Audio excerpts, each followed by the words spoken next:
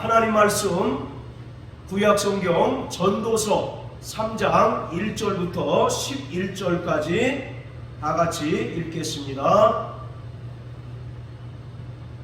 자, 같이 읽습니다. 시작. 천하의 범사가 기한이 있고 모든 목적이 이룰 때가 있나니 날 때가 있고 죽을 때가 있으며 심을 때가 있고 심은 것을 뽑을 때가 있으며 죽일 때가 있고 치료시킬 때가 있으며 헐 때가 있고 세울 때가 있으며 울 때가 있고 웃을 때가 있으며 슬퍼할 때가 있고 춤출 때가 있으며 돌을 던져버릴 때가 있고 돌을 거둘 때가 있으며 안을 때가 있고 않는 일을 멀리할 때가 있으며 찾을 때가 있고 잃을 때가 있으며 지킬 때가 있고 버릴 때가 있으며 찢을 때가 있고 꿰맬 때가 있으며 잠잠할 때가 있고 말할 때가 있으며 사랑할 때가 있고 미워할 때가 있으며 전쟁할 때가 있고 평화할 때가 있느니라. 일하는 자가 그 수고로 말미암아 무슨 이익이 있으랴. 하나님이 인생들에게 노고를 주사 애쓰게 하신 것을 내가 보았노라. 하나님이 모든 것을 지으시되 때를 따라 아름답게 하셨고 또 사람으로 영혼을 사모하는 마음을 주셨느니라. 그러나 하나님의 하시는 일의 시종을 사람으로 측량할 수 없게 하셨도다. 아멘. 오늘부터 우리가 말씀드린 것처럼 종말론에 대해서 함께 나누겠습니다. 과연 이 세상에 종말이 올 것인가? 그리고 만약 종말이 오게 되면 어떠한 모양 또 어떠한 모습으로 나타날 것인가? 이러한 질문은 모든 사람의 공통된 관심사입니다. 또한 사람들은 종말 즉 마지막 때에 대한 막연한 두려움이 있습니다. 그리고 이 막연한 두려움 때문에 어떤 이들은 종교의 힘을 의지하기도 합니다. 대부분의 종교는 종말론을 다루고 있습니다. 특히 성경 그리고 기독교에서는 이 종말론이 가장 중요한 핵심 주제의 하나입니다.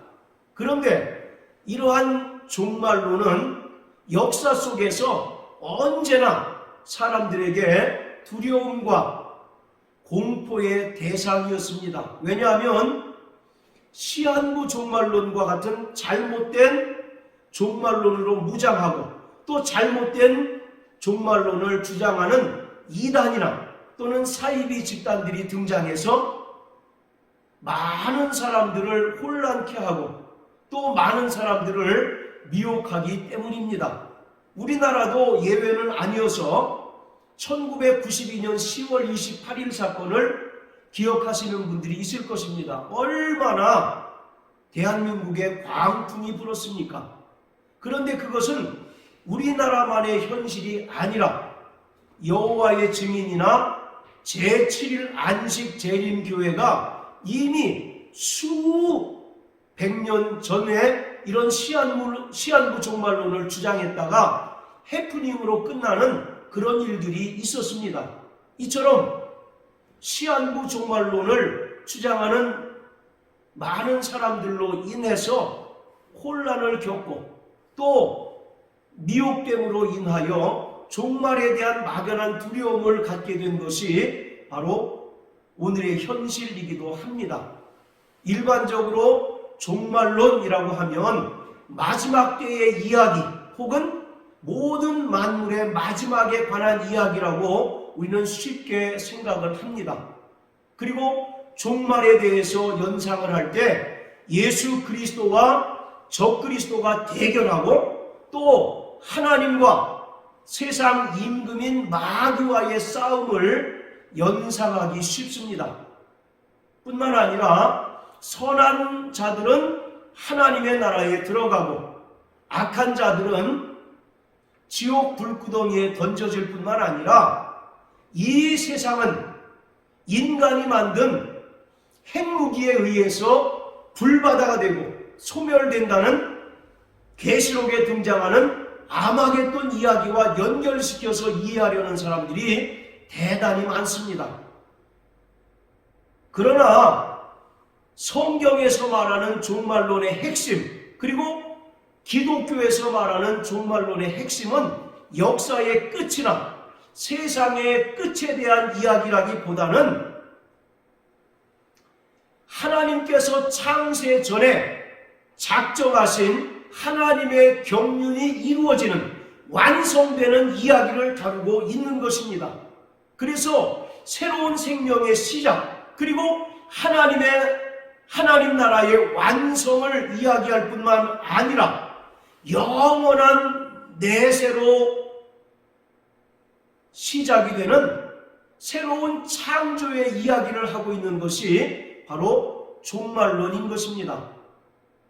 그동안 한국교회는 잘못된 종말론으로 인해서 성도 개개인의 신앙생활뿐만 아니라 사회에도 악영향을 끼친 것이 현실이었습니다.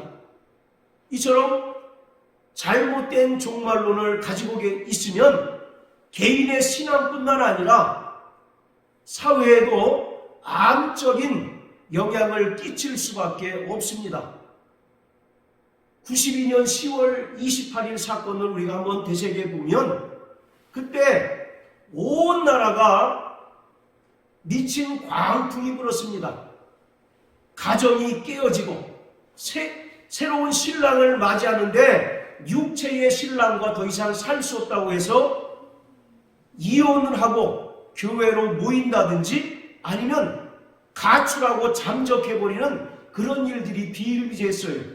그리고 당시에 고3 수험생들이 학력고사를 보기 싫다고 해서 학력고사를 보지 않고 시한부 종말론에 빠져서 같이 합세했던 그런 이야기들이 지금도 역사적인 사실로 기록이 되어 있습니다. 심지어 어떤 경우가 있었냐면 아이를 임신한 임산부가 이 시한부 종말론에 빠져서 혹시 주님이 공중 재림하실 때 자기가 휴거돼야 되는데 임신한 것 때문에 무거울까봐, 그래서 휴거되지 못할까봐 불법적으로 낙태했다는 그런 그 기록도 있습니다. 그러니까 그러한 잘못된 종말론에 빠지게 되면 개인의 신앙이 망가지는 것뿐만 아니라 그로 인해서 가정이 어려움을 겪기도 하고 또 세상이 교회를 바라보는 그 시각 자체도 극히 안 좋은 그런 방향으로 흐를 수밖에 없다는 것을 우리는 분명히 알아야 합니다. 그리고 1992년 10월 28일 이 시한부 종말론 사건을 계기로 해서 제 생각에는 한국교회가 급격하게 영적으로 침체가 되었다고 생각을 해요.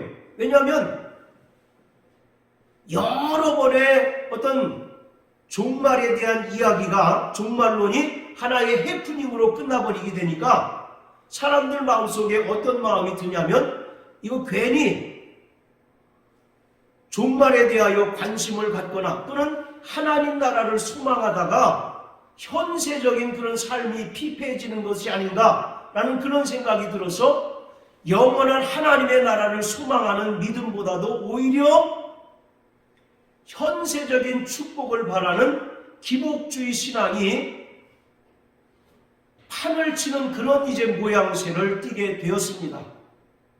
그리고 그 사건 이후로 많은 성도들이 성경과 거리가 있는 비성경적인 신앙생활을 하고 있는 것이 오늘의 현실이라고 말씀드릴 수가 있습니다. 이처럼 정말로 성경에서 말하는 올바른 종말론을 갖느냐 아니면 어떤 잘못된 종말론을 주장하는 것에 귀 기울이고 거기서 참여하느냐에 따라서 천양지차의 그런 모습이 나온다는 것을 우리가 분명하게 알 수가 있습니다. 그래서 사도 바울은 너희가 그 날과 그 시에 대해서 수익 동심하지 말라고 말씀하고 있습니다.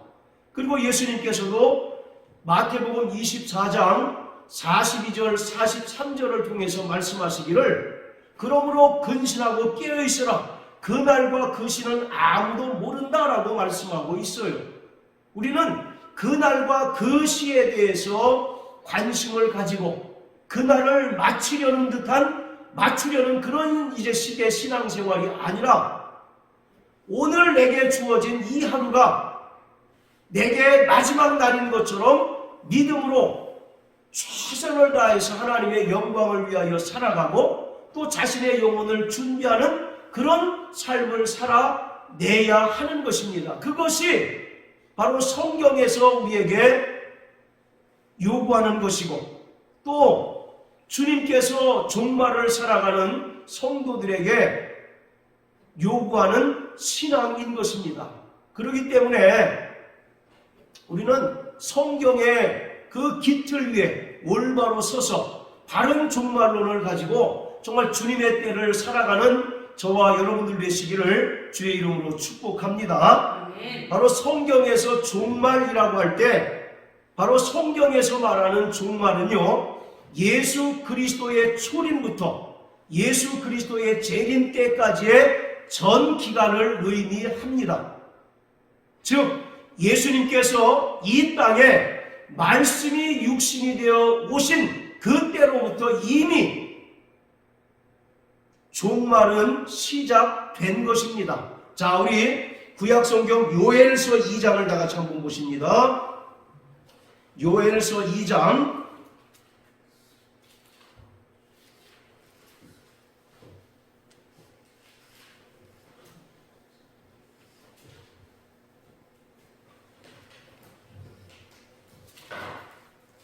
자, 1절입니다. 시작. 시온에서 나팔을 불며 나의 성산에서 호각을 불어 이 땅 범인으로 다 떨게 할지니 이는 여호와의 날이 이르게 됨이니라. 이제 임박하였으니, 여기 보면 여호와의 날이 이르게 됨이니 이제 임박하였다라고 말씀하고 있어요. 여기서 여호와의 날이라고 하는 것은 바로 예수 그리스도의 초림을 말하고 있습니다. 따라서 예수 그리스도께서 이 땅에 말씀이 육신이 되어 오심으로써 이미 성경에서 말하는 종말은 시작이 되었고 구원받은 성도들은 종말의 때를 살아가고 있는 것입니다. 그래서 예수님께서는 마가복음 1장 15절 말씀을 통해서 때가 찼고 하나님의 나라가 가까웠으니 회개하고 복음을 믿으라 라고 이와 같이 선언하고 있습니다. 그러므로 성경에서 말하는 종말이라고 하는 것은 예수 그리스도의 초림으로부터 예수 그리스도의 재림 때까지 일어난 모든 일들을 말할 뿐만 아니라 재림 이후에 일어나는 모든 일들도 포함하고 있습니다. 사람들은 일반적으로 종말론 그러면 지금 우리가 살아가고 있는 이 현 세대가 끝나고 예수님의 재림으로 말미암아 새롭게 시작하는 새로운 세대가 시작되는 것을 종말이라고 이와 같이 이야기하는데, 성경에서는 특히 신약 성경에서는 두 가지 종말론을 우리에게 설명해 주고 있습니다. 그 첫 번째가 우주적인 종말론입니다. 따라하세요. 우주적 종말론. 이것이 우리가 이제 일반적으로 이야기하는 예수님의 초림부터 재림 때까지 일어나는 모든 일들, 그것을 바로 이야기하고 있는 것입니다. 그리고 또 하나는 바로 개인적 종말론을 설명하고 있습니다. 그래서 우주적 종말론뿐만 아니라 성경은 개인적 종말론까지 함께 우리에게 설명해 주고 있습니다.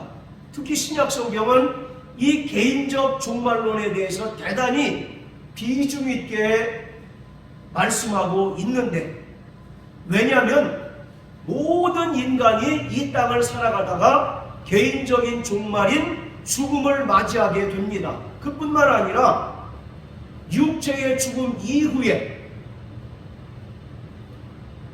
하나님의 품으로 돌아가는 천국과 또 불신자가 최종 형벌의 장소인 지옥으로 들어가는 두 갈래 길이 예비되어 있기 때문에 성경은 우주적인 종말론뿐만 아니라 개인의 종말론에 대해서 심도 있게 다루고 있다는 것입니다. 마태복음 25장에 보면 예수님께서 양과 염소를 나누시면서 말씀하시기를 오른편에 있는 양들에게 말씀합니다. 내 아버지께 복받을 자들이요 창세로부터 예비된 아버지의 나라를 상속하라 라고 이와 같이 말씀하고 있습니다.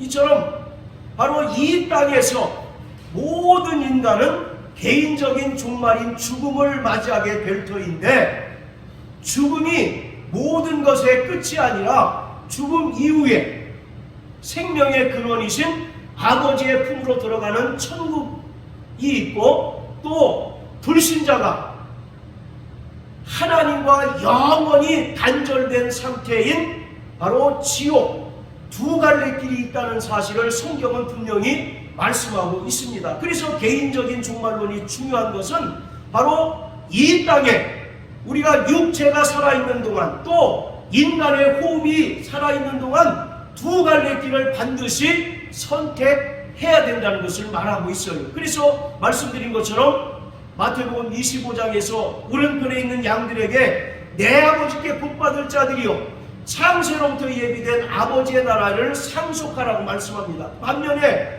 왼편에 있는 염소들에게는 저주받은 자들아, 마귀와 그 사자들을 위하여 예비된 영영한 물에 들어가라, 이렇게 이야기하고 있습니다.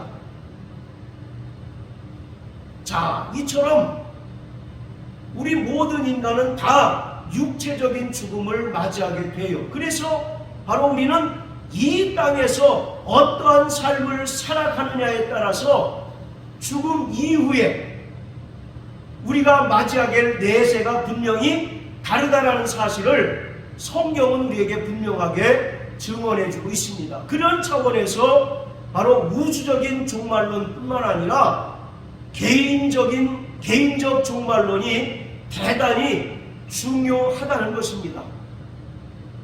그리고 신약 성경은 이 개인적 종말론을 세 부분으로 나눕니다. 자, 저를 따라하세요. 첫째는 육체적 죽음, 그리고 두 번째로는 중간 상태, 그리고 세 번째는 부활과 영생입니다.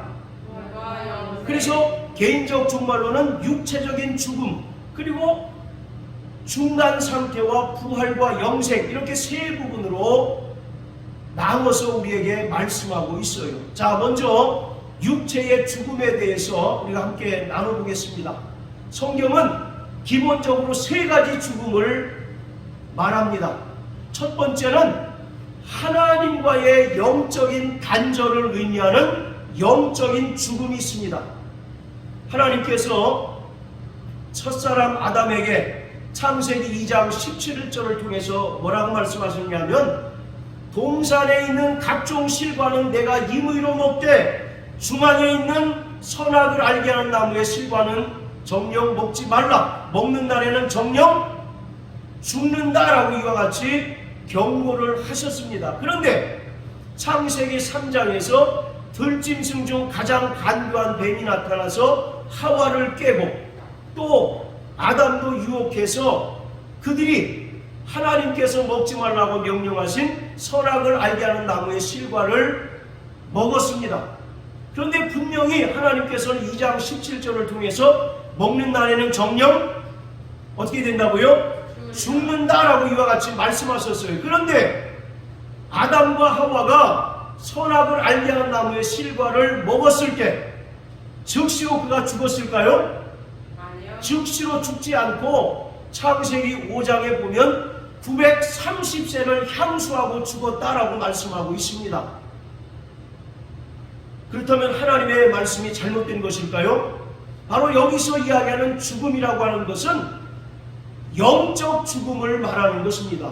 육체의 죽음을 가리키는 것이 아니라 하나님과 영적으로 단절되는 영적인 죽음을 예수님께서 말씀하고 있는 거예요. 그래서 로마서 5장 12절에 보면 첫사람이 불순종함으로 말미암아 세상에 죄가 들어오고 또 죄로 말미암아 세상에 사망이 들어와서 모든 사람 위에 사망이 왕노릇하게 되었다라고 말씀하고 있습니다. 이처럼 첫 번째 죽음은 영적인 죽음입니다. 이것은 죄로 말미암아 하나님과 영적인 단절을 의미하고 있습니다.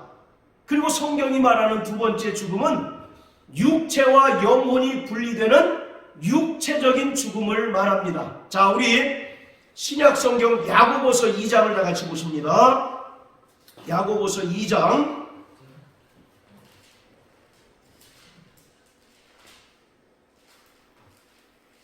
자 26절 시작. 영혼 없는 몸이 죽은 것 같이 행함이 없는 믿음은 죽은 것이니라. 자, 여기 정확하게 죽음에 대하여 정의하고 있습니다. 영혼 없는 몸이 죽은 것 같이, 즉 성경에서 말하는 육체적인 죽음이라고 하는 것은 영혼과 육체가 분리되는 것을 말하고 있습니다. 그리고 세 번째 죽음은 계시록 20장에 나오는 최후의 백보자 심판 이후에 불신자들이 하나님과 영원한 단절이 되고 그리고 불구덩이에서 영원한 고통을 당하는 바로 지옥 형벌이 영원한 죽음입니다.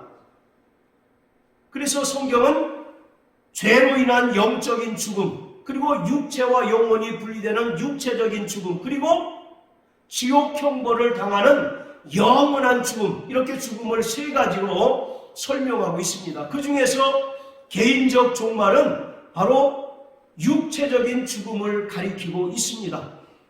인간은 언제고 그 육체는 수명이 다하면 죽게 되어 있습니다. 그렇다고 해서 육체가 죽는다고 해서 인간의 모든 것이 다 소멸되고 끝나는 것이 결코 아니라, 금방 우리가 읽었던 것처럼 바로 육체적인 죽음이라고 하는 것은 인간의 영혼과 육체가 분리되는 것을 말합니다. 그리고 성경은 육체의 죽음 이후에 누구나 천국과 지옥이라고 하는 두 갈래 길이 예비되어 있다는 것을 우리에게 분명하게 설명해 주고 있어요. 그래서 바로 인간이 육체로 살아가는 동안 호흡이 끊어지기 전에 두 갈래 길 중에 한 군데를 선택해야 된다고 말씀하고 있습니다.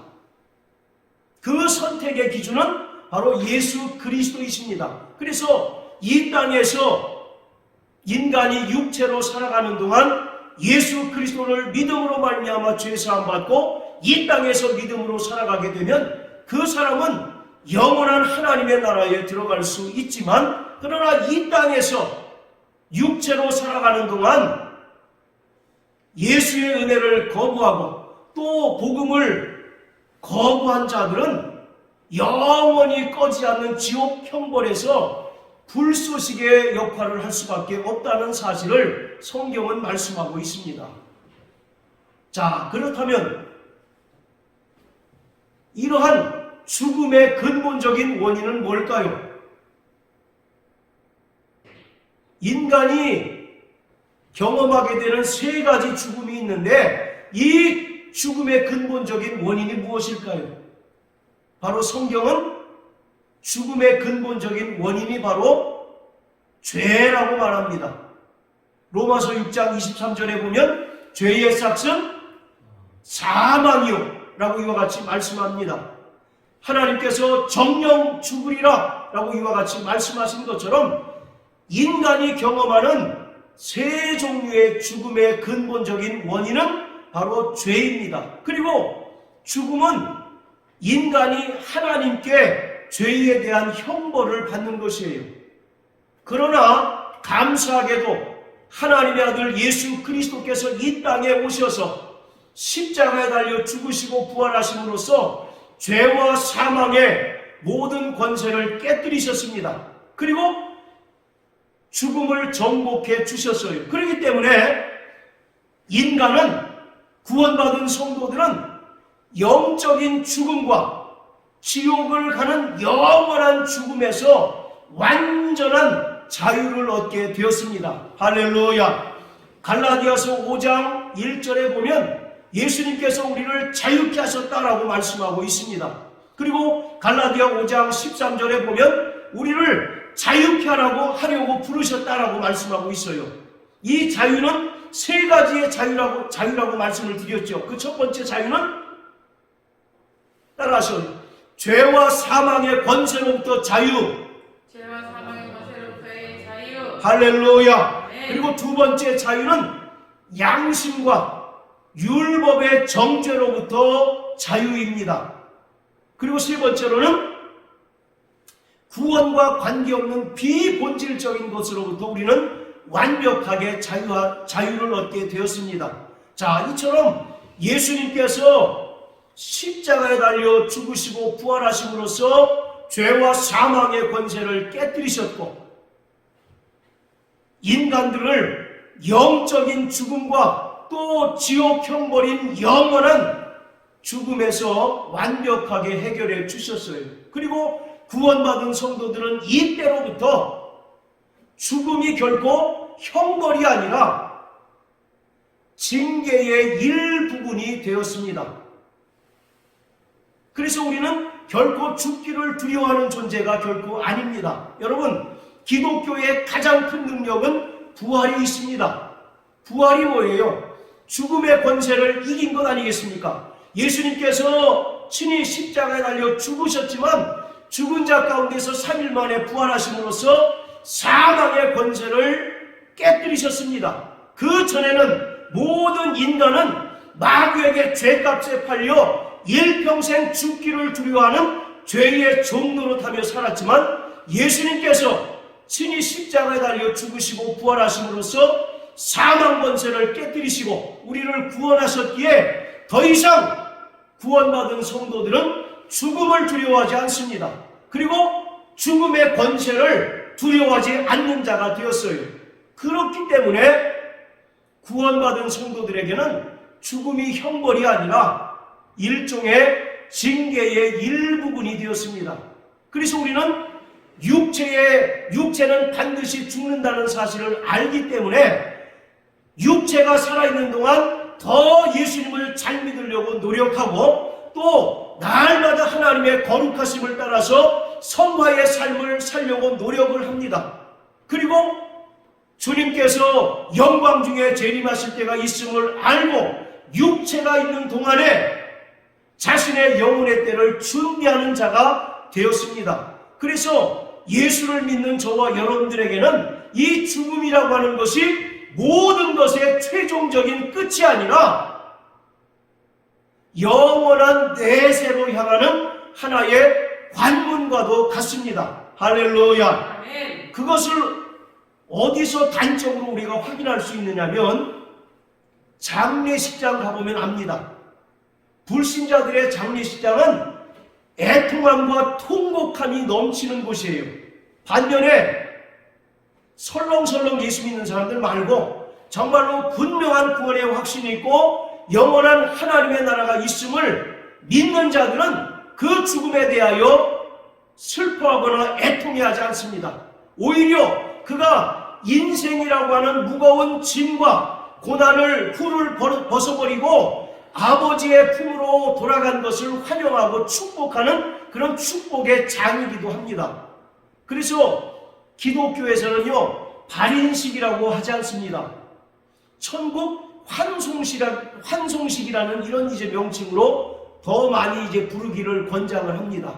왜냐하면 예수님께서 죽음을 정복하시고 사망 권세를 깨뜨리셨기 때문에 더 이상 구원받은 성도들은 죽음을 두려워하지 않습니다.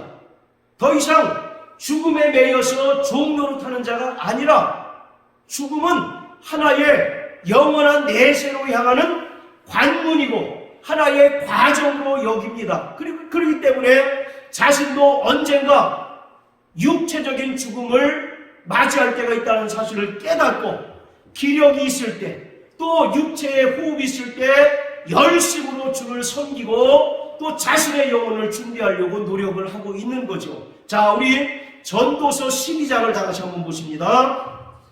전도서 12장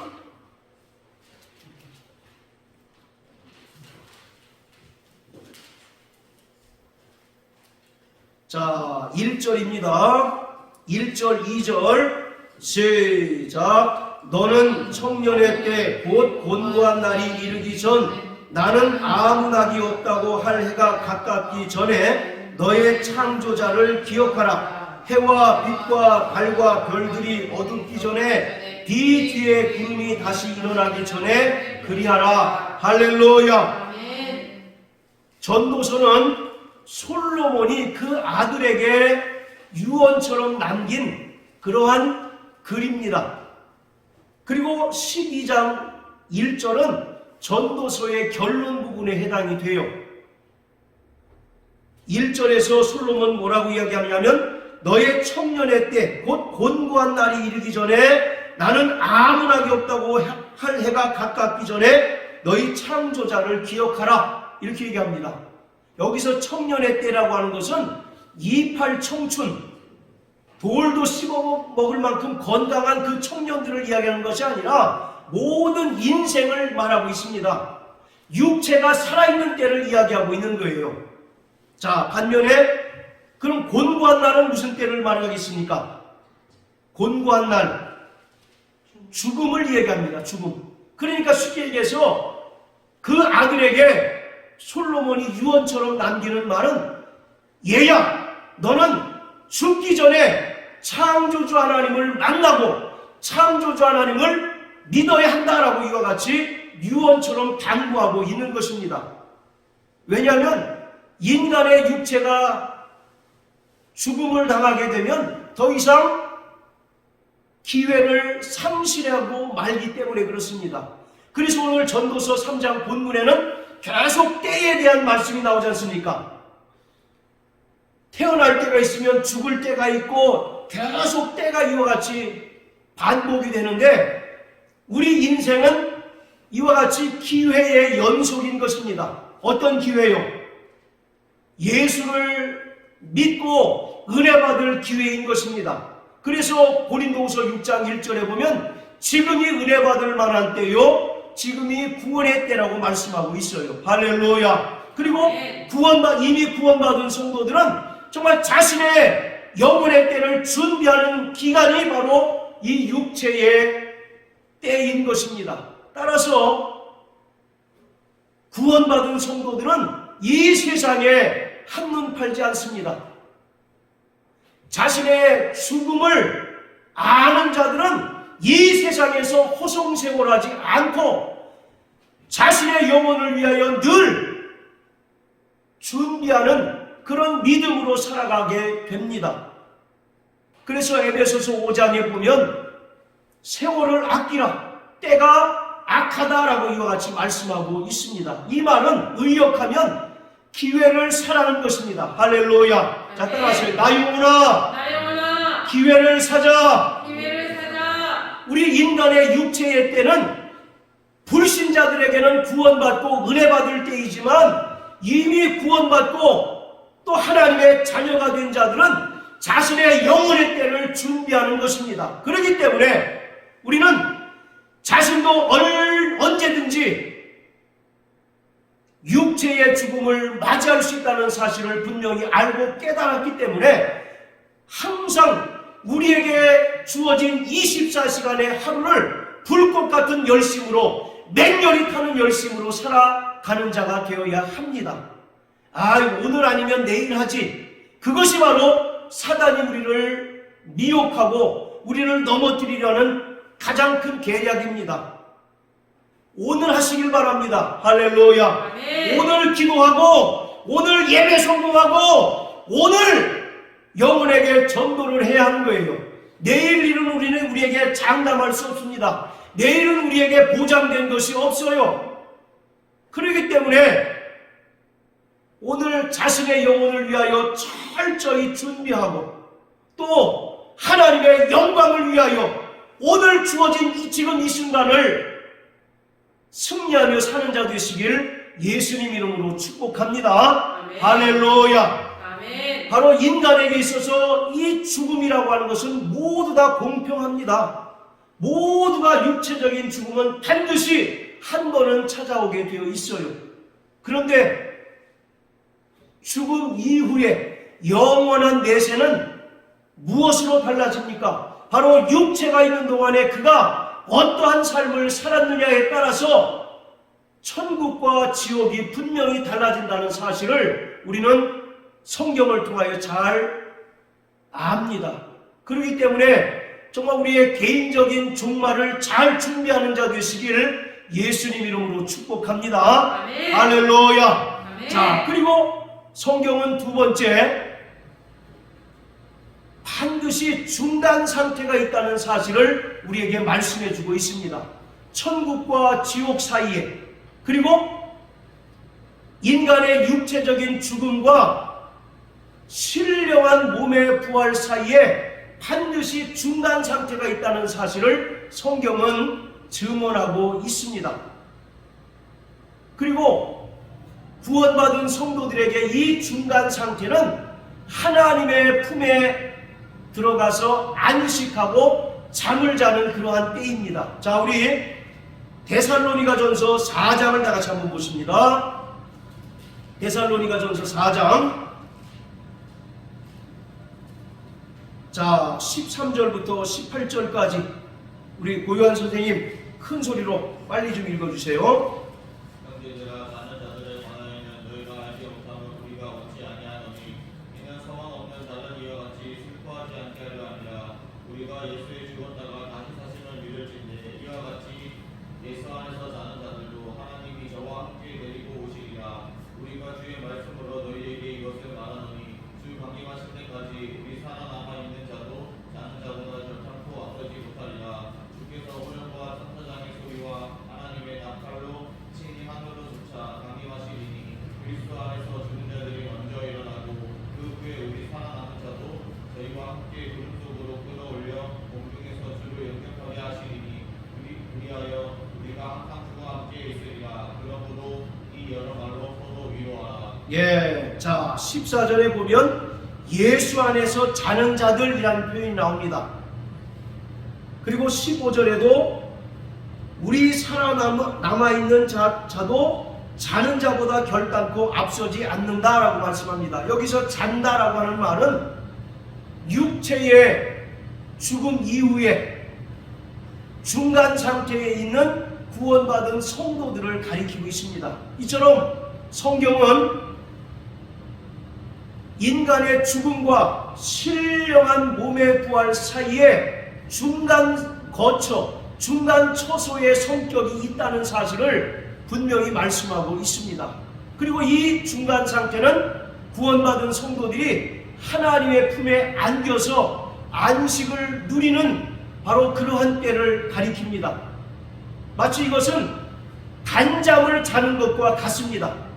이 세상에서 일에 쫓겨서 새우잠을 자는 그런 모습이 아니라 아주 평안하게 단잠을 자는 그런 상태를 가리킵니다. 그리고 우리의 영혼이 안식하다가 주님께서 재림하시는 순간 예수 안에서 잠자던 자들이 먼저 신령한 몸으로 변화를 받아서 공중에서 주를 뵙는다라고 이와 같이 말씀하고 있습니다. 이처럼 구원받은 성도들이 죽게 되면 바로 천국에 올라가지 않습니다. 또 불신자들이 죽어도 바로 지옥에 가는 것이 아니라 반드시 성경에서 말하고 있는 중간 상태를 거치게 되어 있는 것입니다. 자, 우리 누가복음 16장 다 같이 보시겠습니다. 누가복음 16장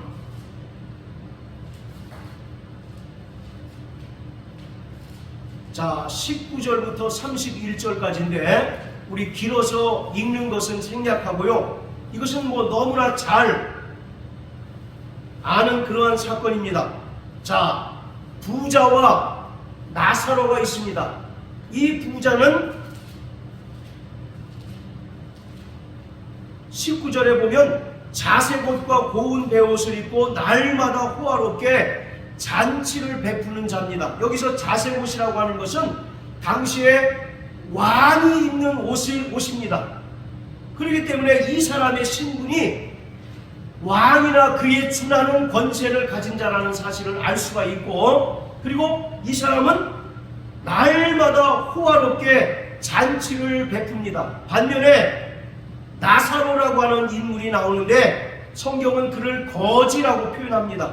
그리고 이 거지가 날마다 부자의 대문에 와서 부자의 상에서 떨어지는 것으로 배불리려 합니다. 그런데 그 몸은 온통 만신창이가 되어서 심지어 개들도 와서 그 헌대를 하랐다라고 이렇게 얘기합니다.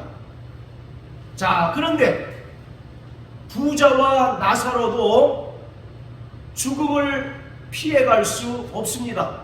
부자라고 해서 죽음을 피해갈 수 없고 또 거지도 죽음을 피할 수 없습니다. 이 나사로와 부자가 둘 다 죽게 되었는데 그 결과는 이 땅에 살아가는 모습하고는 정반대였어요. 자, 우리 한번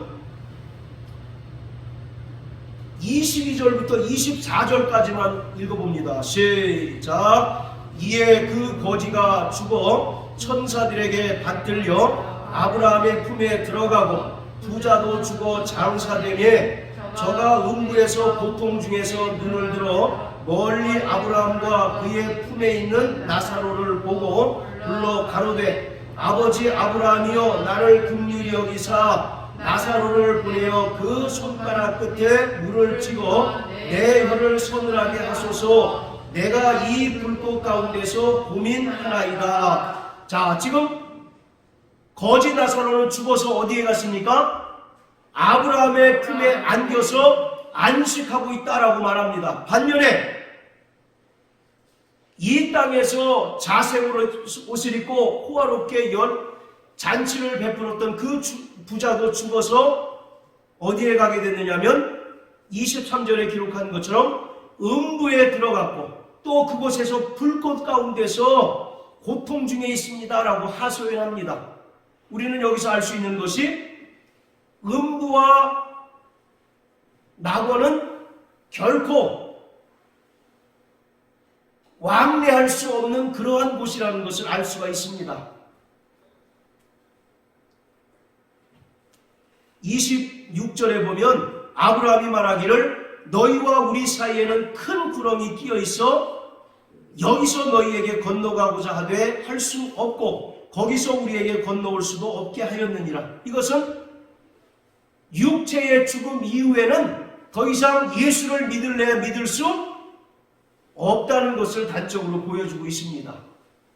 아까도 말씀드린 것처럼 이 땅에서 예수를 믿고 은혜 받아야 되지 육체가 죽게 되면 그에게 더 이상 기회가 주어지지 않는다는 것을 볼 수가 있습니다. 자, 이처럼 거지 나사로는 죽어서 낙원에서 안식을 하고 있고 반대로 부자는 음부에서 불꽃 가운데서 고통하고 있습니다. 그래서 오죽하면 24절에 저 나사로를 보내서 내 혀에 물 한 방울만 찍어주십시오라고 하소연합니까? 여러분, 살아있을 때 이 부자에게 물 한 방울이 무슨 의미가 있겠어요? 그러나 죽고 난 이후에 음부에서 정말 고통 중에 있을 때 그 물 한 방울이 얼마나 이 부자에게 소중합니까? 자, 우리는 여기서 천국과 또 지옥을 가기 이전에 분명하게 성경에서 말하는 중간 상태가 있다는 것을 확인할 수 있습니다. 자, 그런데 한 가지 질문합니다. 나사로는 왜 낙원에 들어갈 수 있었고 부자는 왜 음부에 떨어질 수밖에 없었을까요?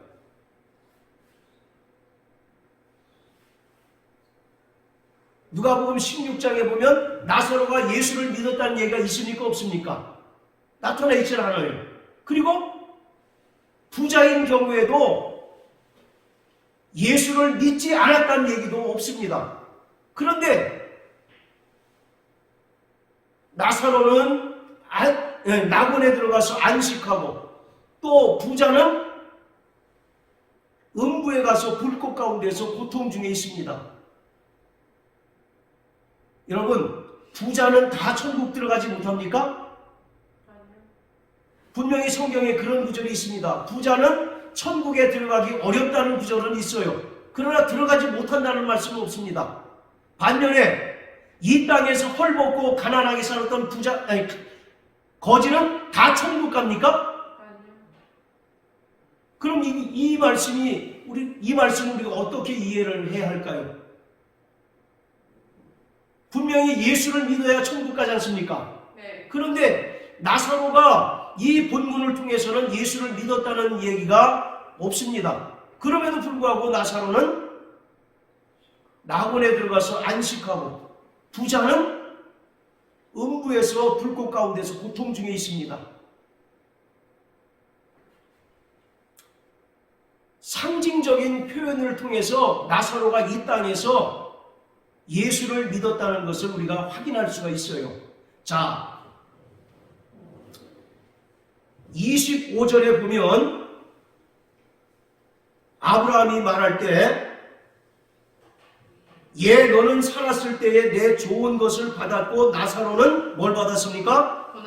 고난을 받았다 이렇게 얘기하잖아요. 여기서 이 고난이라고 하는 것은 신앙적 고난을 가리키고 있습니다. 무슨 고난이요? 신앙적 고난을 말하고 있어요. 반면에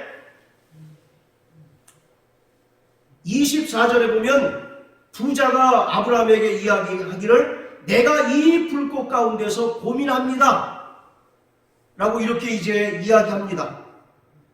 그리고 23절에 보면 저가 음부에서 고통 중에 있다라고 이렇게 얘기하는데 이 고통이라고 하는 것은 심판을 의미하는 고통을 말합니다. 그러니까 이 단어들을 통해서 바로 이 거지 나사로가 예수 그리스도를 믿었다는 것을 우리가 충분히 알 수가 있는 겁니다. 반면에 이 부자는 예수를 믿지 않았다는 사실을 우리가 확인할 수 있는 것이고요. 그리고 더 중요한 것은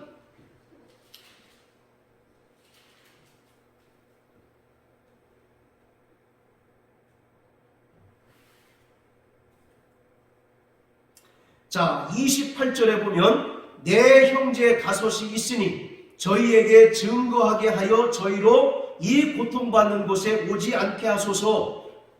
부자가 이런 얘기를 하는데 여기서 증거하다라고 하는 말은 사도행전 1장 8절에 나오는 증인이라고 하는 것과 동일한 단어입니다. 즉 순교를 뜻하는 거예요. 그러니까 여러분, 거지 나사로가 부잣집에 왜 매일 찾아갔을까요? 물론 먹을 음식을 얻기 위해서도 찾아갔을 것입니다. 그런데 더 중요한 것은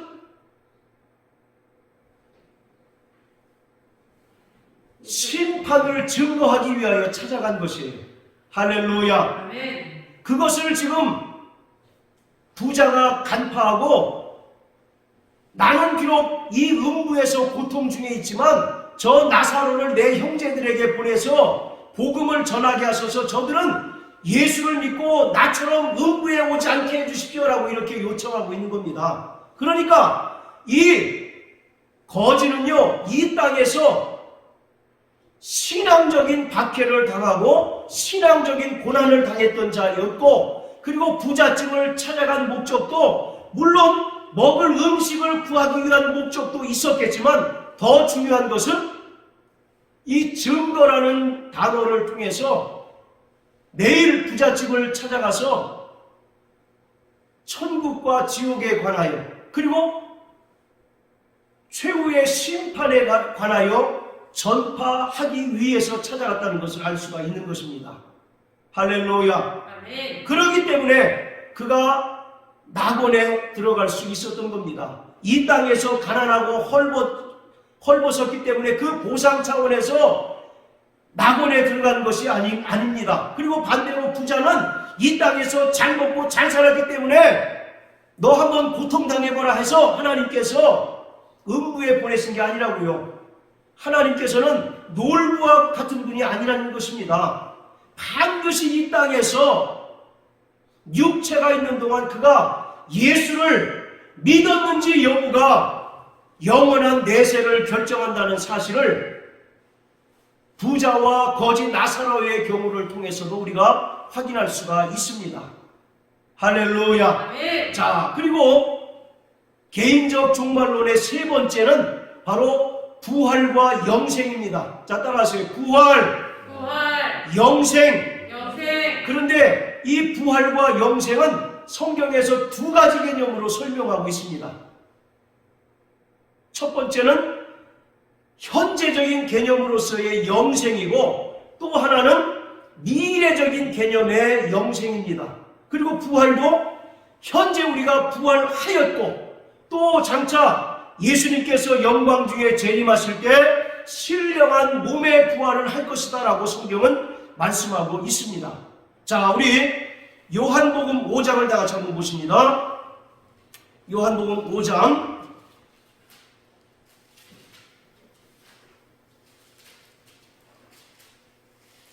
자, 24절.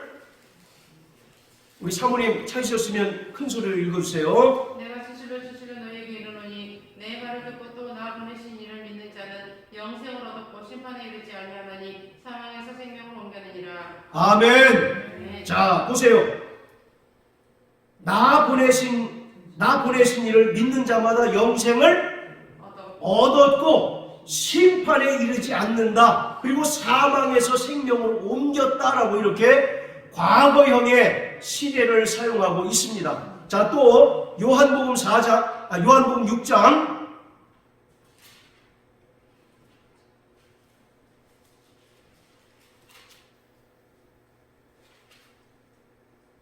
자, 47절부터 51절까지 우리 다 같이 읽습니다. 시작. 진실로 너희에게 이르노니 믿는 자는 영생을 가졌나니 내가 곧 생명의 떡이로라. 너희 조상들은 광야에서 만나를 먹었어도 죽었거니와 이는 하늘로서 내려오는 떡이니 사람으로 하여금 먹고 죽지 아니하게 하는 것이니라. 나는 하늘로서 내려온 산 떡이니 사람이 이 떡을 먹으면 영생하리라. 나의 줄 떡은 곧 세상의 생명을 위한 내 살이로라 하시니라.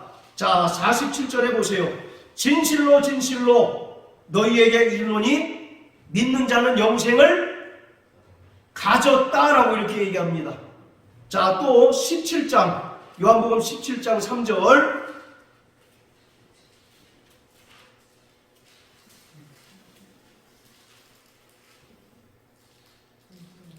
자, 다 같이 읽습니다. 시작. 영생은 곧 유일하신 참 하나님과 그의 보내신 자 예수 그리스도를 아는 것입니다. 할렐루야. 사람들은 영생, 그럼 일반적으로 어떻게 생각합니까? 육체의 죽음 이후에 하나님 나라에서 누리는 하나님의 생명을 영생이라고 생각하잖아요. 그렇습니까? 안 그렇습니까? 보통 육체의 죽음을 전제로 이 영생을 이해합니다. 그러나 성경은 예수를 믿는 즉시 영생을 얻었다라고 말합니다. 그리고 영생을 가졌다라고 말씀합니다. 그리고 금방 읽은 요한복음 17장 3절에서 영생에 대한 분명한 정의를 말하고 있는데, 유일하신 참 하나님과 그가 보내신 자 예수 그리스도를 아는 것이다 라고 말씀합니다. 여기서 이 알다라고 하는 것은 경험을 통해서 아는 것을 말합니다. 헬라어로 기노스코라고 하는 단어가 쓰였는데, 이 기노스코에 해당하는 히브리어가 야다라는 히브리어입니다. 자, 우리 고선생님 창세기 4장 1절, 다른 분들 찾지 마시고 창세기 4장 1절 찾아서 읽어주세요. 아담이 그 아내 하와와 동침함에 하와가 인자하여 가인을 낳고 이르되. 예, 아담과 하와가 뭘 했다고 그랬습니까? 동침하다. 그러니까 잠자리를 같이 했다는 거 아니겠습니까? 이 동침하다라고 하는 단어가 바로 기노스코, 알다라는 단어입니다. 그러니까 유일하신 참 하나님과 그가 보내신 예수 그리스도를 아는 것 할 때 이 안다라고 하는 것은 단순히 하나님께 대한 피상적인 지식을 말하는 것이 아니라 성령으로 말미암아 하나님과 완벽하게 연합을 이루고 하나가 됨으로써 하나님의 모든 것을 경험을 통해서 아는 것을 말하고 있어요. 그것은 오직 성령이 우리 안에 내주하심으로써 비로소 이루어지는 것입니다. 할렐루야. 아멘. 그래서 우리는 예수 그리스도의 은혜로 말미암아 구원받고 성령을 우리 안에 모시게 되면 영생을 이미 얻은 자가 되었습니다. 그리고 이 땅에서 영생을 누리며 살아가는 자가 되었던 것입니다. 그리고 미래적인 개념의 영생은 예수님께서 장차 영광 중에 강림하실 때 신령한 몸의 부활을 통해서 믿는 자들을 위하여 예비하신 영원한 하나님의 나라에 들어가서 그곳에서 하나님과 누리는 생명이 바로 영생입니다. 그래서 신약 성경은 영생을 두 가지 개념으로 설명합니다. 이것은 영생뿐만 아니라 우리가 받은 구원도 두 가지 개념으로 설명합니다. 자, 따라하세요. 나는 이미 구원을 받았다. 이미 구원을 받았다. 구원을 받을 것이다. 받을 것이다. 네, 이처럼 현재적인 개념과 미래적인 개념으로 설명합니다. 그리고 부활도 우리는 이미 첫째 부활에 참여한 자이고 또 둘째 부활에 참여할 것입니다. 현재적인 개념과 미래적인 개념으로 설명하고 또 하나님의 나라도 우리가 일반적으로 육체가 죽어야 갈 수 있는 곳이라고 생각하지만 예수님께서는 하나님의 나라가 너희에게 이미 임하였다라고 말씀합니다. 즉 이미 임한 하나님의 나라 그리고 아직 도래하지 않은 하나님의 나라 전부 다 현재적인 개념과 미래적인 개념으로 설명하고 있다는 겁니다. 그래서 우리는 이 땅에서 영생을 얻고 영생을 누리는 삶을 살지 않으면 영원한 하나님의 나라에 들어갈 수 없습니다. 이 땅에서 하나님의 나라를 소유하고 하나님의 나라를 누리며 살아가지 않는 자는 최종적인 의미로서의 하나님 나라에 들어갈 수가 없는 거예요. 그래서 예수님께서는 나를 믿는 자는 영생을 얻었다라고 말씀하고 있습니다. 그리고 첫째 부활에 참여했다라고 말씀하고 있는 거예요. 영생이 뭐라고요? 성령으로 말미암아 하나님과 예수 그리스도를 아는 것입니다. 즉 삼위일체 하나님께서 내 안에 내주하시고 영원히 함께 하시는 것을 날마다 체험하는 삶이 바로 영생인 것입니다. 이렇게 영생을 얻은 자들은 영적인 죽음에서 자유할 뿐만 아니라 영원한 지옥 죽음에서 완벽하게 자유함을 얻은 자들입니다. 자, 따라하세요. 나 영혼아, 나는 영생을 얻은 자다. 할렐루야. 이처럼 구원받은 성도들은 이미 영생을 얻은 자입니다. 그리고 부활도 이미 참여한 자들이에요. 자, 에베소서 2장을 다 같이 한번 보십니다. 에베소서 2장. 자, 1절 같이 읽습니다. 시작. 너희의 허물과 죄로 죽었던 너희를 살리셨도다. 자, 5절 6절 시작. 허물로 죽은 우리를 그리스도와 함께 살리셨고 너희가 은혜로 구원을 얻은 것이라. 또 함께 일으키사 그리스도 예수 안에서 함께 하늘에 앉히시니. 자, 1절 보세요.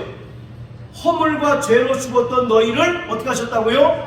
살리셨다. 이게 바로 부활입니다. 그리고 5절도 보세요. 허물로 죽은 우리를 그리스도 안에서 어떻게 하셨습니까? 살리셨다라고 이렇게 설명하고 있습니다. 따라서 우리 예수의 은혜를 믿음으로 말미암아 구원받은 자는 첫째 부활에 참여한 것입니다. 그것을 예수님께서는 요한복음 3장 3절과 5절을 통해서는 거듭남이라고 표현하고 있어요. 거듭남이 바로 첫째 부활에 참여한 것입니다. 예수님께서 니고데모와의 대화를 통해서 말씀하시죠. 성령으로 거듭나지 않고서는 하나님 나라를 볼 수 없다. 성령으로 거듭나지 않고서는 하나님 나라에 들어갈 수 없다라고 말씀합니다. 이 거듭남이 첫째 부활을 가리키고 있는 것입니다. 따라서 오늘 우리는 예수 그리스도의 은혜를 믿음으로 말미암아 구원받은 즉시 첫째 부활에 참여한 자인 것을 믿으시길 바랍니다. 그래서 계시록 20장에 보면 첫째 부활에 대한 이야기가 나오는데, 그것은 이 예수님께서 영광 중에 재림하신 이후에 일어날 미래적인 사건이 아니라 이미 구원받은 성도들은 첫째 부활에 참여했다는 것입니다. 그리고 첫째 부활에 참여한 자들은 둘째 사망의 해를 맞지 아니하고 또 그리스도와 더불어 왕노릇하게 된다라고 말씀하고 있는 것입니다. 자, 또 요한복음 5장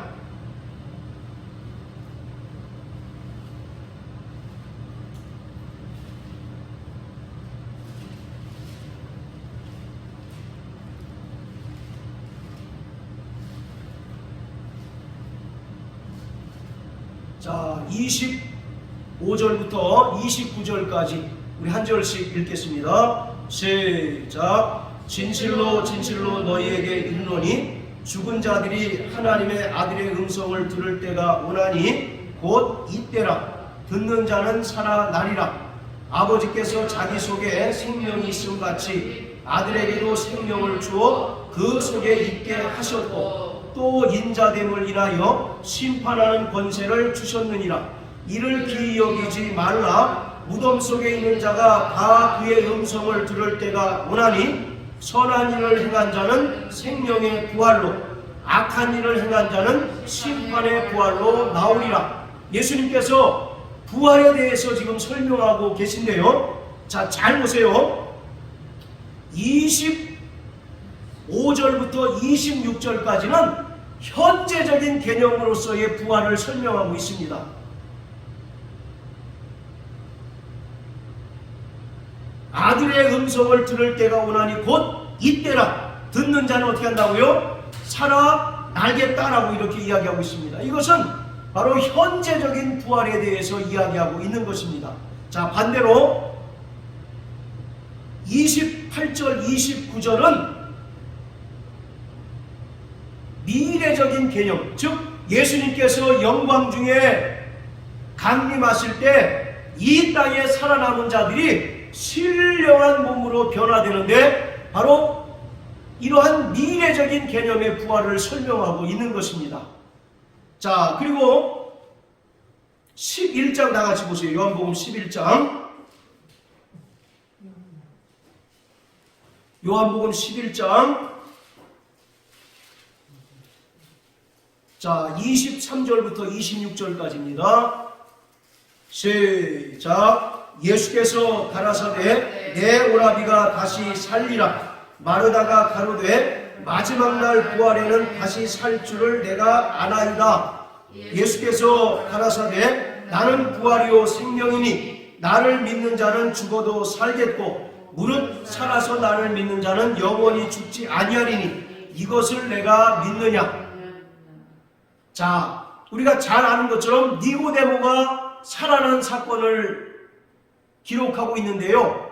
마르다와 예수님과의 그 부활에 대한 관점이 다른 것을 우리가 알 수가 있습니다. 마르다는 무슨 부활을 지금 이야기하고 있습니까? 24절에 보면 마르다가 가로되 마지막 날 부활에는 다시 살 줄을 내가 압니다 라고 고백합니다. 즉 예수님께서 재림하시는 날 그때야 비로소 부활할 것이다 라고 이렇게 그들은 믿고 있는 겁니다. 이것은 마르다뿐만 아니라 바리새인들 그리고 일반적인 유대인들의 부활 신앙이에요. 그들은 현재적인 부활을 인정하지 않습니다. 즉 예수님께서 그들이 고대하는 메시아가 오는 날 죽은 자들이 비로소 살아나게 된다라고 이렇게 믿고 있어요. 그래서 마지막 날 부활을 이렇게 이야기하고 있는 겁니다. 자, 그런데 예수님께서는 이러한 마르다의 부활 신앙을 수정해 주십니다. 자, 25절 26절에는 나는 부활이요 생명이니 나를 믿는 자는 죽어도 살겠고, 이것은 바로 현재적인 부활을 이야기하고 있는 겁니다.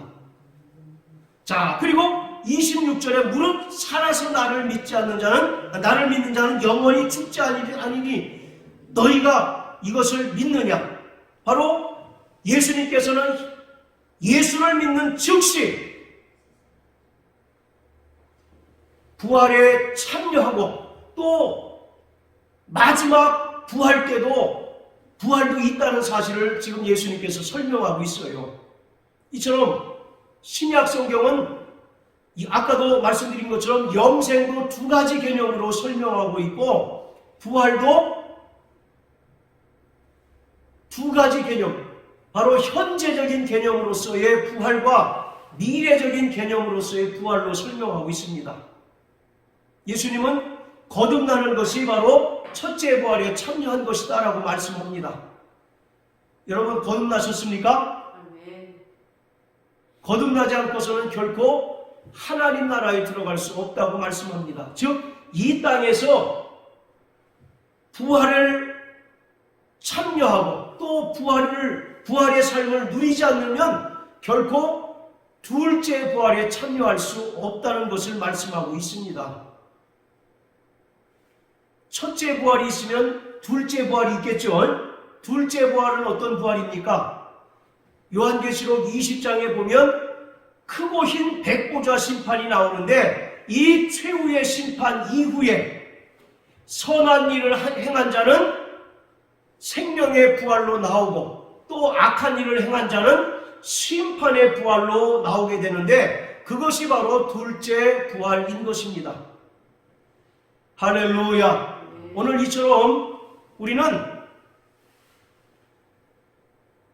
날마다 주님께서 제공하신 기회를 살아가고 있는 자들입니다. 그 기회를 우리가 어떻게 활용하느냐에 따라서 천국과 지옥이 분명히 구분된다는 사실을 분명히 깨달으시고 정말 우리에게 주어진 이 24시간의 삶을 허송하지 않게 되시길 주님의 이름으로 축복합니다.